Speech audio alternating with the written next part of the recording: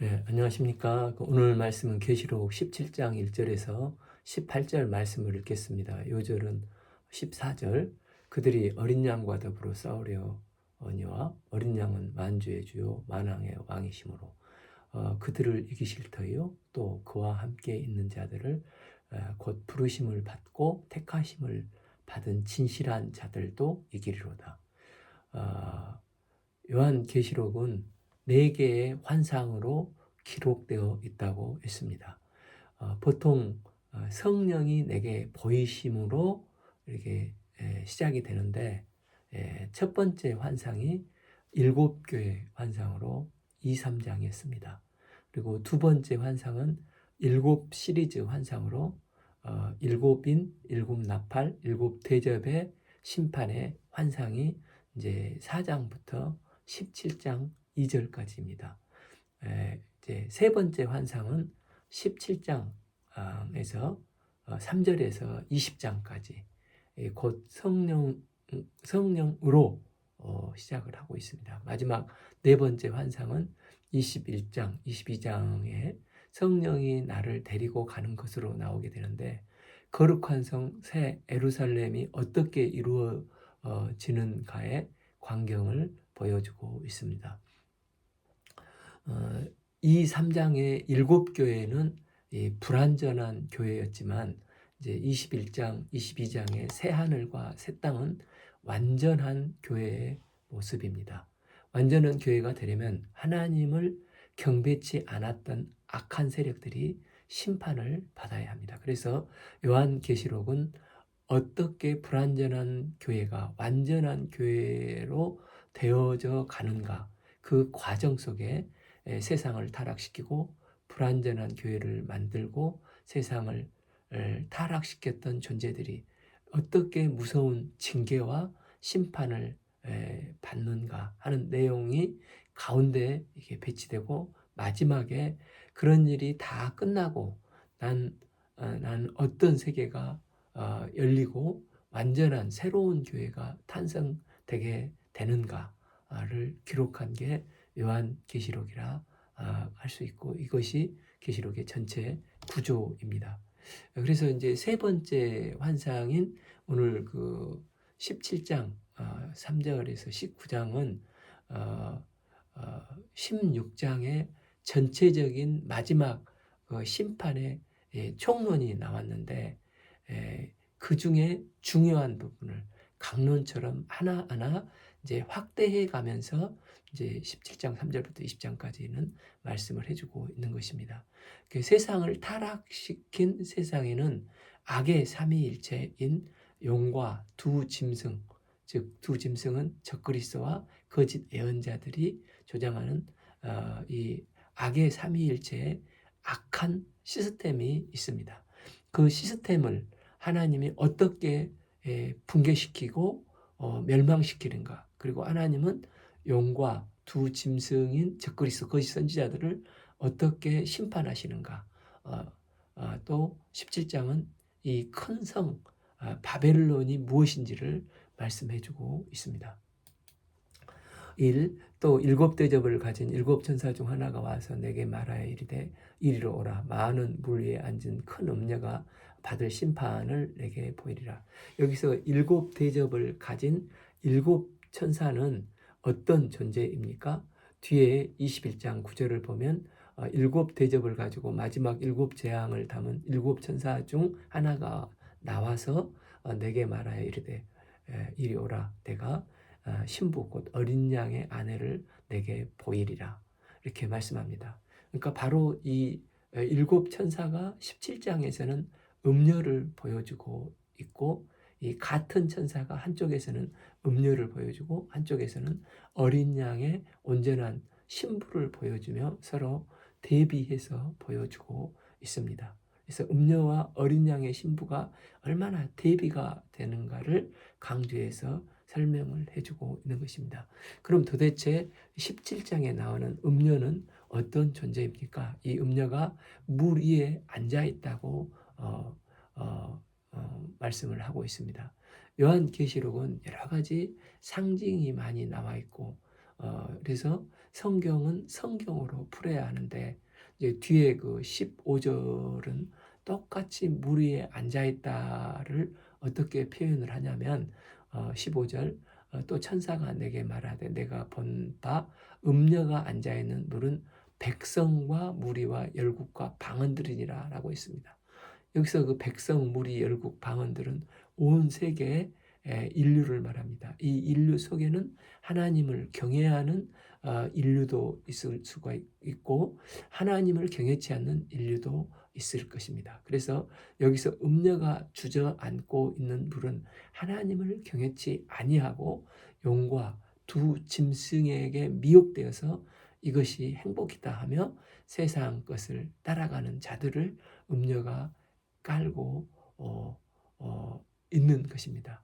그래서 이 세상의 악한 인류를 지배하는 악한 시스템인 것입니다.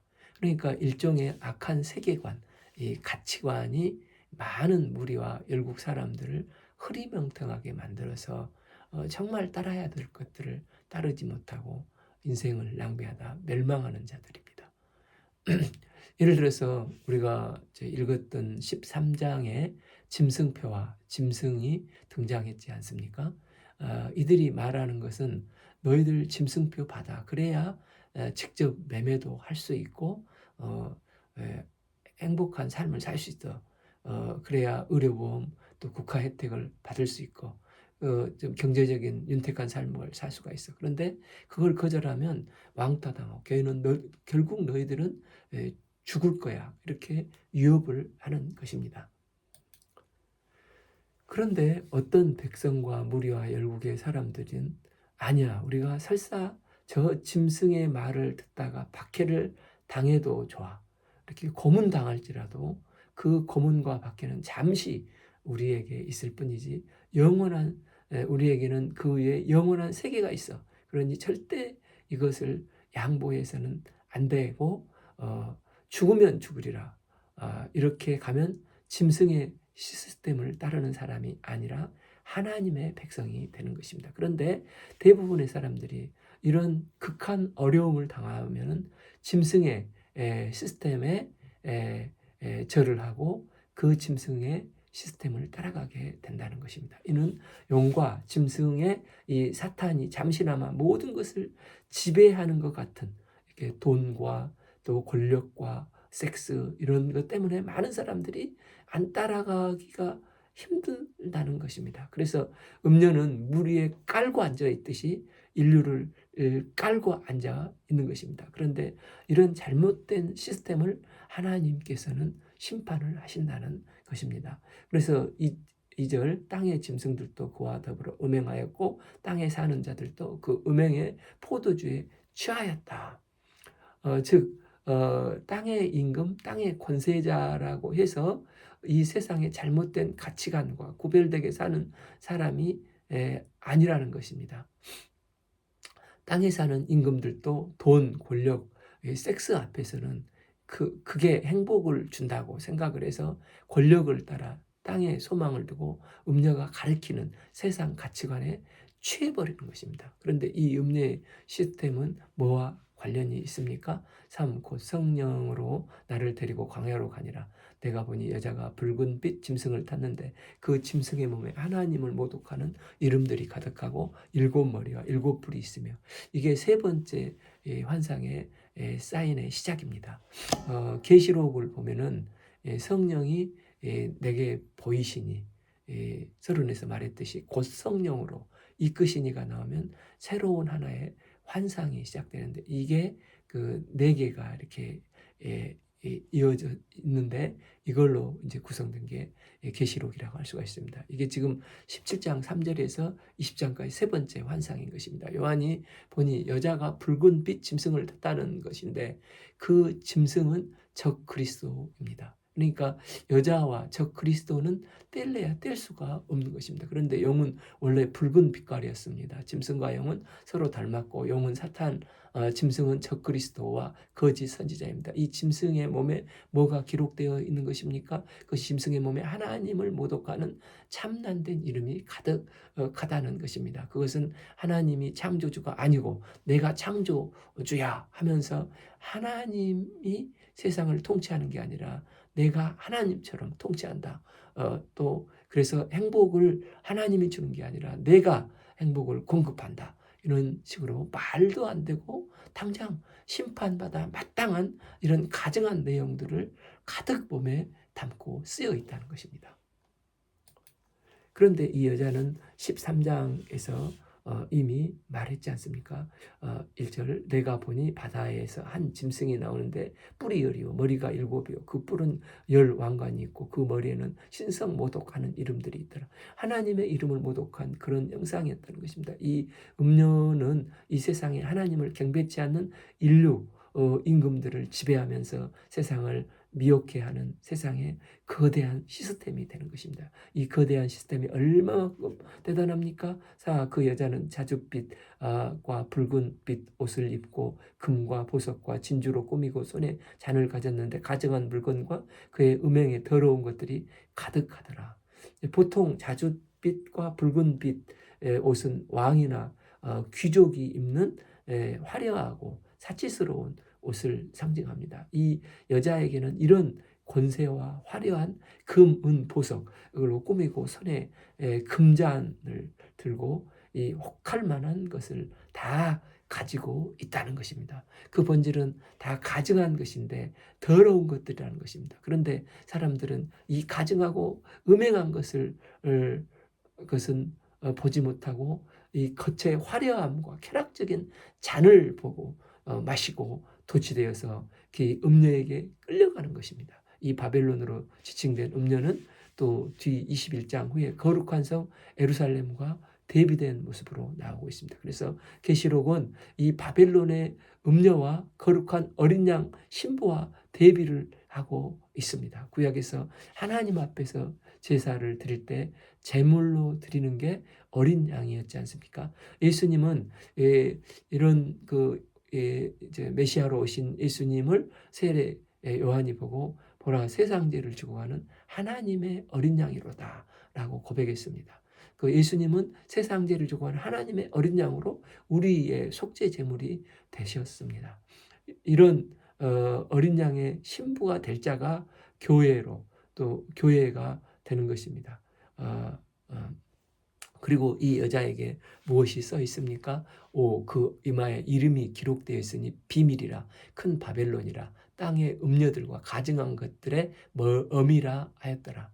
이 비밀이라는 것은 비공개적으로 알기 어렵고 은밀한 것을 말합니다. 겉보기에는 화려한데 이 여자의 정체는 비밀처럼 음습하게 감추어져 있고 그 미혹에 끌려 질질 따라가다가 멸망하게 이르게 한다는 것입니다. 그러니 자기가 음녀를 따라가면서도 사람들은 이걸 모르고 끝에 가서야 아차 와 잘못됐구나 하지만 이미 끝이 난 것입니다. 그만큼 비밀스럽고 눈치 못 채게 사람들을 잘못된 길로 미혹해 가는 것입니다. 바벨론은 세계를 지배했던 나라로 음료 시스템이 이렇게 대단하고 거대한 악의 시스템이라는 것입니다. 이 악의 시스템이 금, 은, 보석, 진주로 꾸미고 또 이게 또 혹할 만한 것을 다 가지고 그야말로 화려하고 현란한 현란해서 이 사람을 어떤 모양으로도 유혹하기 쉽고 매력적인 것으로 다가온다는 것입니다. 그런데 이 거대한 악의 시스템이 어떻다는 것입니까? 6도 내가 보면 이 여자가 성도들의 피와 예수의 증인들의 피에 취한지라 내가 그 여자를 보고 놀랍게 여기고 크게 놀랍게 여기니 술도 취하면 많이 마셔야 취하는 게 아닙니까? 이 음료는 예수의 증인들의 피를 흘리게 해서 취할 정도로 수없이 이 증인들 예수의 증인들의 피를 마셔서 취할 정도로 마시는 것이라는 것입니다. 그런데 요한은 이런 일을 아주 여자를 보고 놀랍게 여기고 크게 놀랍게 여겼다고 지금 반복해서 말을 하고 있습니다. 아주 기이하게 얘기했다는 것이 무슨 말입니까? 교회면 어린 양의 신부요. 하나님이 굉장히 사랑하는 대상일진데 저렇게 사악한 악의 시스템인 음녀에게 핍박과 피를 흘리고 박해와 고통을 당하며 무기력하게 속절없이 이 음녀에게 당하고 있는가? 요한이 볼 때는 이해가 안 되는 것입니다. 우리도 신앙생활 잘하면 하나님께 복 받는다 했는데 그런데 내가 신앙생활을 열심히 하고 또 사명도 감당하고 말씀과 기도 생활도 충성스러운데 어, 실제 삶에서는 사업이 망하기도 하고 또 집안일은 꼬이고 자녀들은 문제가 있고 또 몸의 질병은 점점 심해지는 경우가 있습니다. 여러분 우리도 헷갈려서 예수 믿어도 내가 나아지는 게 뭐가 있어? 오히려 어려움만 더 생기는데 이런 식으로 계속 신앙생활을 하며 사명을 감당해야 하는가? 이게 무슨 소용이 있지? 이해가 안 될 수가 있습니다. 요한도 이처럼 지금 어떻게 거룩한 하나님의 백성들이 저런 사악한 악의 존재들에게 무참하게 피를 흘릴 수 있는가? 이해가 지금 안 되고 있는 것입니다. 그런데 천사가 나타나서 그런 요한에게 뭐라고 말씀하십니까?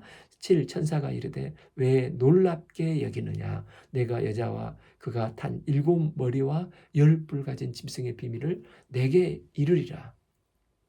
지금 요한은 음녀를 보면 음녀가 타고 있는 짐승을 보면서 음녀가 타고 있는 짐승을 보고 있습니다. 저것이 무엇인지를 모르지만 저것으로 하나님의 백성들을 미혹하고 핍박을 당해야 하는지에 대해서 궁금해하니까 그것에 대해서 지금 천사가 설명을 해주겠다는 것입니다. 8. 내가 본 짐승은 전에 있었다가 지금은 없으나 장차 무저갱으로부터 올라와 멸망으로 들어갈 자니 땅에 사는 자들로 창세 이후로 그 이름이 생명책에 기록되지 못한 자들이 이전에 있었다가 지금은 없으나 장차 나올 짐승을 보고 놀랍게 여기리라. 이 짐승은 전에는 있었다가 지금은 없는 짐승으로 사람들을 굉장히 미혹을 하고 죄를 짓게 만들어서 하나님을 떠나도록 하나님께 나가지 못하도록 하면서 왕성하게 활동하였던 짐승이 그 짐승이라는 것입니다. 그런데 요한이 살고 있는 당시부터 이 짐승의 존재가 이제 없어져서 무저갱에 갇혔던 것입니다.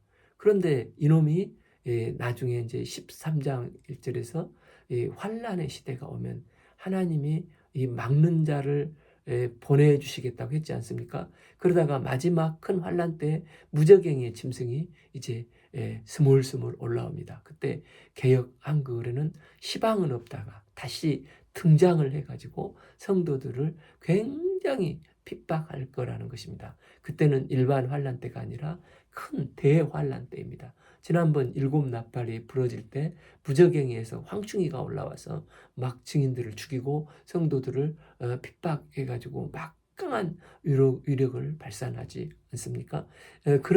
그게 전에는 없다가 시방은 없는데 전에는 있다가 시방은 없는데 그 이유가 예수님께서 초림하셔서 맡으신 사명을 십자가 부활의 사명을 완수하셔서 죄와 죽음 문제를 십자가에서 해결해 주시고 또 사망 권세를 깨뜨리시고 부활하심으로 다 이루시고 해결해 주셨습니다. 바로 이 초림의 구속 사역이 이루어지기 전까지는 사탄이 왕성하게 활동을 했습니다. 그 당시 하나님을 알고 하나님을 경배하는 사람들은 수많은 인류 중에서 유대인밖에 없었고 나머지 사람들은 자기 동네에서 여전히 우상 숭배하고 불교, 토속 종교, 샤머니즘 속에서 우상 숭배를 하는 삶을 살았습니다. 그런데 예수님께서 십자가 부활의 복음을 완성하시고 성령의 오순절 성령의 역사가 있었을 때 그 혼잡되었던 언어가 이제 사도들이 설교를 하니까 각각 제 나라 방언으로 알아듣기 시작했지 않습니까? 이로 이 복음이 급속도로 이제 유대와 사마리아와 땅 끝까지 전파되므로 복음이 다른 민족들에게 증거되기 시작한 것입니다. 그러면서 사탄의 세력이 이스라엘 사람뿐만 아니라 다른 나라 사람들에게도 복음이 전파된 지역 교회가 세워지고 하나님 나라가 확장되면서 사탄이 힘을 쓸 수 없기 시작하게 된 것입니다. 그래서 하나님께서 그 사탄의 세력을 확 막으신 것입니다. 그런 가운데 하나님의 교회가 왕성하게 전파되어서 구원받은 자들은 보호를 받으시고 막으심으로 사탄은 힘을 못 쓰고 있는 것입니다. 그러나 이제 마지막 때가 되면 하나님이 막으시는 손을 거두시면서 이제 무저갱의 짐승이 올라오게 되어서 무지막지한 이제 유프라테스 강을 넘어서 핍박을 하게 되는 것입니다. 그러면서 전에 있었다가 시방 지금은 없으나 장차 무저갱으로 또 올라와 멸망으로 들어간다는 것입니다. 실제 요한이 계시를 받았던 그 시대 관점으로 보면 이 요한이 그 계시록을 쓸 때가 약 그 AD 95년 전후였는데 예수님이 약 33세까지 이 땅에 사시면서 공생애를 하셨습니다. 그리고 이제 몇 년 있다가 약 36년에 네로가 등장을 합니다. 그 네로가 이제 64년에 로마 그 대화재로 불을 지르고 원로원의 공격을 받으니까 그걸 회피하기 위해서 그리스도인들에게 이 모든 누명을 다 뒤집어 씌우고 그걸로 인해서 사탄은 대대적으로 기독교인들을 학살하기 시작합니다. 이 네로가 정치적인 권세를 이용해서 체계적으로 그리스도인들을 탄압하는 첫 번째 군주라고 할 수가 있는 것입니다. 그래서 당시 사람들은 네로가 짐승, 즉 우리를 핍박하는 적 그리스도가 아닌가 생각을 했는데 그가 원래원에서 탄핵되고 이 파르티아로 도망을 했습니다. 그래서 사람들은 네로가 다시 힘을 규합해서 저런 잔인한 네로가 다시 로마를 접수하고 무시무시한 박해와 핍박을 하지 않을까 두려움에 여전히 떨었습니다. 그러다가 도미티안 황제도 기독교인들을 심각하게 핍박하고 또 황제를 숭배하도록 하니까 어떤 풍문이 이 기독교인들 사이에 돌기 시작하냐면 저 바로가 환생한 적그리스도가 지금 도미티안 황제다라고 그게 아닌가라고 생각을 했다는 것입니다. 그래서 당시 입장에서 보면 네로가 사라졌다 도미티안 황제로 환생했다고 생각을 한 것입니다. 아무튼 이 자는 하나님의 사람들 그리스도인들을 무자비하게 핍박하는 짐승이 즉 그리스도가 되는 것입니다. 그런데 무한히 핍박만 하는 게 아니라 그의 마지막에는 멸망으로 들어갈지어다 하는 것입니다. 비록 짐승이 대단한 능력이 있는 존재이지만 그 마지막은 처절한 멸망입니다. 그런데 사람들이 어리석어서 현재 보이는 무시무시한 유혹과 핍박 속에서 무릎을 꿇고 그 짐승의 마지막은 멸망이라는 것을 생각하지 못하고 현실에서 큰 세력을 떨치면 그것에 속아 넘어간다는 것입니다. 저 강하님이 우리에게 복음을 가져다 줄 수 있다. 저 짐승편에 서야 우리가 지금 행복하게 살 수 있다. 이런 바보 멍충이와 같은 생각들을 하고 짐승을 숭배하며 따라간다는 것입니다.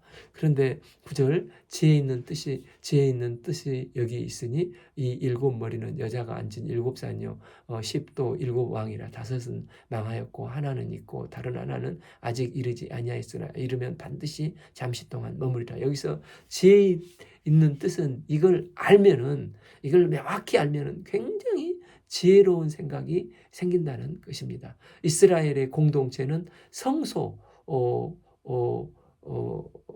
하나님을 바라보는 공동체입니다. 이제 그 광야에서부터 성소, 또 성막, 성소가 이렇게 있어서 그 주위로 진을 치고 있었지 않습니까? 근데 이게 신약교회에서는 이제 예수님이 십자가 부활을 복음을 완성하고 이게 교회가 되는 것입니다. 그런데 사탄은 이런 공동체가 싫어서 이런 교회 공동체를 멸절시키려고 갖은 힘을 쓰는 것입니다. 그래서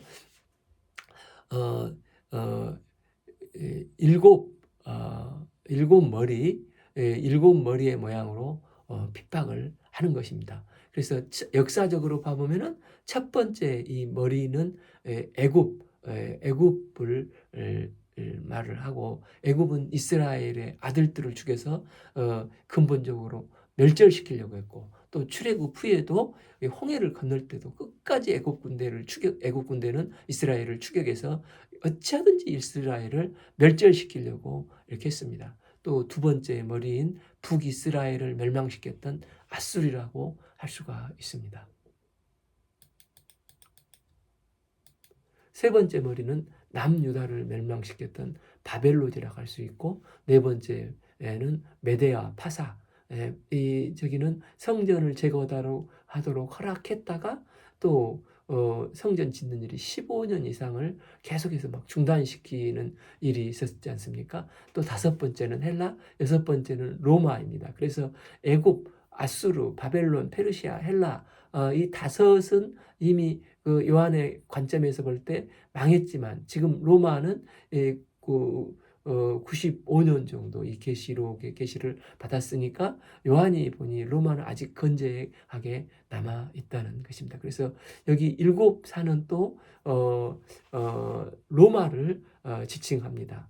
BC 753년 늑대의 젖을 먹고 자랐다는 이 로물루스에 의해서 로마가 건국되었지 않습니까? 그 로마는 이 테베레강 언덕에 세워진 이 도시인데, 그곳에 7개의 언덕 위에, 이 구릉지대 위에 세워진 도시가 로마입니다. 로물루스는 첫 번째 이 언덕인 이 팔라틴 언덕에 성벽을 쌓고 로마가 시작되었는데, 그 후 6대의 톨리우스 황제에게 7언덕이 전체에 이제 성벽에 쌓여서 로마는 7언덕에 세워진 도시라는 별칭을 얻게 됩니다. 그래서 바벨론은 사실 이 로마를 상징하며 하나님의 교회 및 하나님의 백성들을 괴롭히는 존재들을 상징을 하는 것입니다. 마지막 7번째 머리는 마지막 대환란 때 있을 짐승인 적 그리스도의 핍박을 말을 하는 것입니다. 그런데 다른 하나는 아직 이르지 아니하였으나 이르면 반드시 잠시 동안 머무르리라.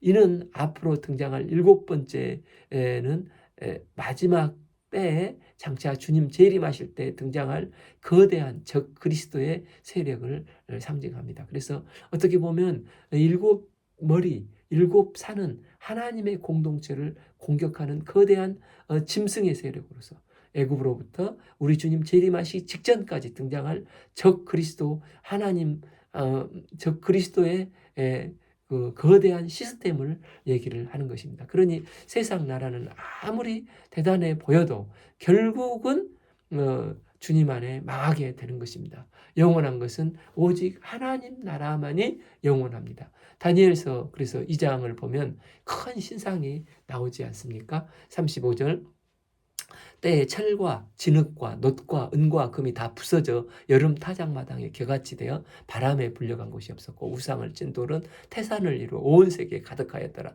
금 운동은 대잔해 보이는 거대한 모습으로 보이지만, 그러나 어디서 작은 이 돌 하나가 와서 탕 치니까 우상이 순식간에 와르르르 무너져 버리는 것입니다.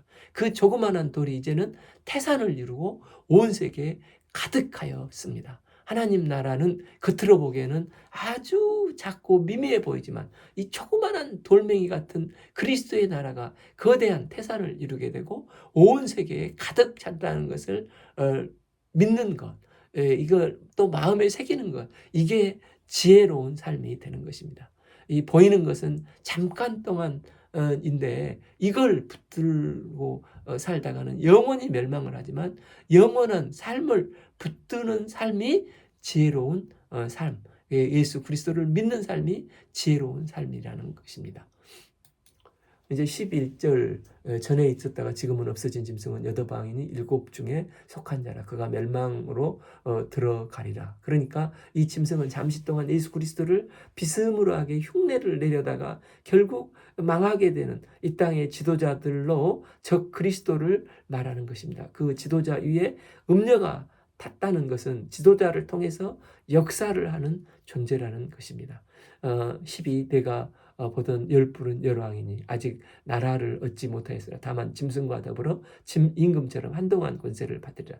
시방 없다가 나중에 등장하는 짐승에게는 열불이 있는데 이 열불은 마지막에 등장할 열 나라들이라는 것입니다. 이 열이 꼭 숫자적인 것보다도 많다는 의미, 상징적인 수로 해석을 하는 것입니다. 그렇지 않고 막 어떤 목사님은 한때 뭐 열발가락 하면서 이유 공동체라고 주장을 했다가 참 이유 숫자가 갑자기 또 들쑥날쑥 하니까 참 그랬지 않습니까? 그리고 또 그런 게 있으면 또 다른 목사는 이 나라의 수가 이슬람 국가 수하고 비슷하니까 이슬람이라고도 주장을 이렇게 합니다.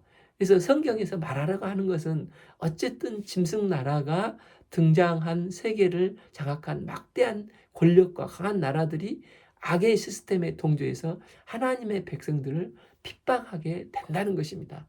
이들은 13 그들이 한 뜻을 가지고 자기의 능력과 권세를 짐승에게 주더라. 그러니까 이 악의 삼위일체들은 짐승에게 권세를 일시 동안 받아서 이들의 권세를 주고 또 이게 악의 세력들은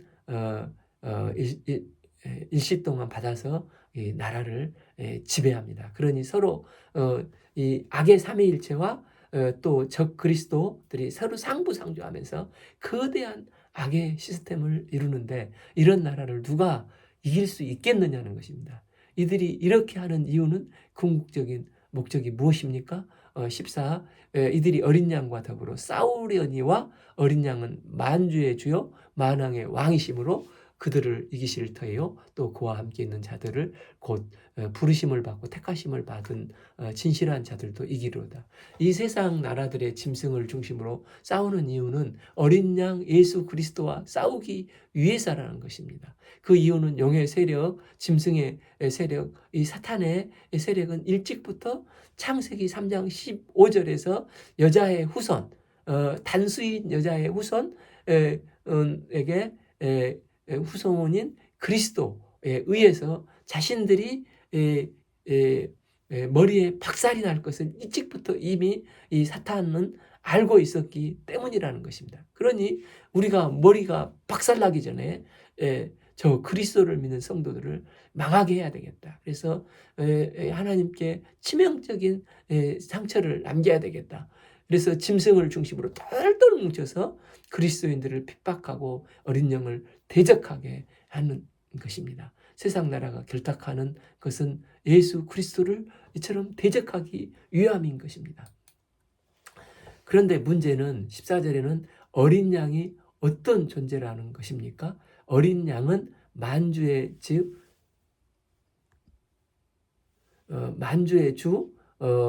만왕의 왕이 되십니다. 그러니 이미 게임은 끝난 것입니다. 결국은 싸움이 붙었다 하면 어린 양이 저 짐승과 열 나라를 결탁한 거대한 시스템을 순식간에 그 머리통을 박상을 내시고 이기시는 것입니다. 어린 양은 만주의 주시오 만왕의 왕이시므로 그들을 이기실 터이요 또 그와 함께 있는 자들 곧 부르심을 받고 택하심을 받은 진실한 자들도 이기는 자리라. 우리가 어떻게 이깁니까? 어린 양 대신 예수님께 딱 붙어 있으면 우리는 자연스럽게 이기게 되는 것입니다. 처음 음료는 자기 힘으로 날뛰다가 대단하고 거대해 보였지만 어느 순간 한 방에 훅 가는 종이 호랑이에 불과하기 때문입니다. 때문에 어린 양과 함께 있는 자들은 마지막 일곱 대접이 쏟아지기 전에 두 추수 알곡 주수 이게 포도주 추수가 있는데 알곡 주수를 주님께서 직접 이렇게 하신다고 했지 않습니까? 이때 이 땅의 신실한 알곡들은 주님께서 공중으로 들어 올리십니다. 거짓 삼위일체의 세력들은 들을 심판하기 위해서 공중에서 땅으로 재림하실 때 악의 세력들과 전쟁을 벌여서 승리하실 때 그 승리를 부르심을 받고 택하심을 받은 진실한 자들도 함께 맛보고 이기는 자가 되는 것입니다. 15 또 천사가 말하되 내가 본 바 음녀가 앉아있는 물은 백성과 무리와 열국과 방언들이. 여기서 그러니까 음녀도 상징적이고 물도 상징적인데 음녀가 깔고 있는 지배한 세력들은 들인 물은 백성, 무리, 열국, 방언들로 이 세상의 모든 나라, 모든 인류를 말을 하는데 이 거대한 악의 시스템 체제에 의해서 지배를 받는다는 뜻입니다. 사탄은 미혹해 하는 자요 거짓말하는 자입니다. 그래서 사람에게 나타나서 그저 먹고 마시고 시집가고 장가가는 게 그저 쾌락을 쫓아 사는 게 이 악의 시스템이 바로 이 음녀인데, 이런 음녀와 같은 악의 시스템의 삶의 가치관, 또 삶의 목적, 인생관, 속을 여지없이 사로잡는다는 것입니다. 그런데 희한한 일이 발생합니다. 16. 내가 본 바 이 열불과 짐승은 음녀를 미워하며 망하게 하고 벌거벗게 하고 그의 살을 먹고 불로 아주 살으리라. 여기서 보면 열불과 짐승이 한 편이 돼가지고 이전에도 음녀도 같은 편이었는데 갑자기 음녀를 미워하게 되고 또 음녀를 갑자기 벌거벗게 하고 망하게 하고 또 그 살을 뜯어먹고 불로 살라버린다는 것입니다. 즉 악한 자들이 자기들끼리 싸우게 돼요. 자중 질환을 하게 된다는 것입니다. 이게 하나님의 백성과 악의 나라의 차이가 되는 것입니다. 하나님 나라의 근본은 하나님은 사랑이십니다. 사랑은 자기의 유익을 구하지 않고 오래 참습니다. 사랑으로 맺어진 존재들은 서로 섬기고 서로 희생하고 필요할 때 도와주고 자기의 유익을 굳지 않고 그분의 나라를 더욱더 견고하게 세워갑니다. 그러나 악의 나라는 사랑 그런 거 없고 오로지 나의 이익을 위해서 자기 중심적인 삶을 살아갑니다. 창세기 2장 아담은 하와를 보자마자 이는 내 뼈 중에 뼈요 살 중에 살이라. 그리고 벌거벗었으나 허물과 수치를 전혀 부끄러워하지 않았습니다. 그런데 사탄에게 속아 범죄한 이후에는 서로 사랑하는 마음은 완전히 사라져버리고 아담 때문이다. 하와 때문이다. 하와는 뱀 때문이다. 서로 핑계대고 원망불평을 했습니다. 그래서 악에 한번 사로잡히면 악인 이익에 입에 대고 손해가 된다면 아무리 그동안 같은 편이었어도 사랑했더라도 물고 뜯고 싸우는 것이 악의 특성이라는 것입니다. 하나님께서 악의 특징을 잘 알고 계셔서 악을 심판하실 때 악의 특성을 사용하셔서 서로 물고 뜯게 싸우면서 자중질환으로 망하게 하시는 것입니다. 이런 사건들이 구약에 여러 군데 신뢰를 보여주고 있지 않습니까? 사사기 기드온 때도 300용사가 한 일이 무엇입니까? 항아리와 횃불을 든 것밖에, 그리고 함성 지르는 것밖에 없었지 않습니까? 이 300용사가 항아리 들고 막 깨뜨리고 횃불 들고 막 함성 지를 때 자기들끼리 자중질환해서 망해버리지 않습니까? 또 왕상 18장을 보면 히스기야 때 사내립이 18만 5천으로 공격을 했는데 하나님이 소리를 내니 자기들끼리 싸우다가 다 자중질환해서 철수하고 사내드립은 고국으로 돌아가서 아들이 또 반란을 일으켜서 아버지를 살해하고 결국 아수르는 그걸로 인해서 영원히 망하게 되지 않습니까? 이런 샘플들이 장차 짐승나라가 어떻게 자중질환이 일어날 것인지 미리 예고편으로 성경은 보여주고 있는 것입니다. 그런데 이런 마음을 누가 주십니까? 17. 이는 하나님이 자기 뜻대로 할 마음을 그들에게 주사 한 뜻을 이루게 하시고 그들의 나라를 그 짐승에게 주시되 하나님의 말씀이 응하기까지 하심이라. 이 악한 자들이 자기 뜻대로 하면 악한 뜻이 나올 것이 아닙니까? 그들이 한 뜻을 이루어도 악한 뜻이 나오니 그래서 악한 뜻을 가지고 음녀를 잡아먹고 뜯어먹고 악의 시스템이 자중질환이 일어나 스스로 무너지게 되는 것입니다. 그런데 이런 악의 시스템은 언뜻 볼 때는 어떻습니까? 18. 또 내가 본 그 여자는 땅의 왕들을 다스리는 큰 성이라 하더라.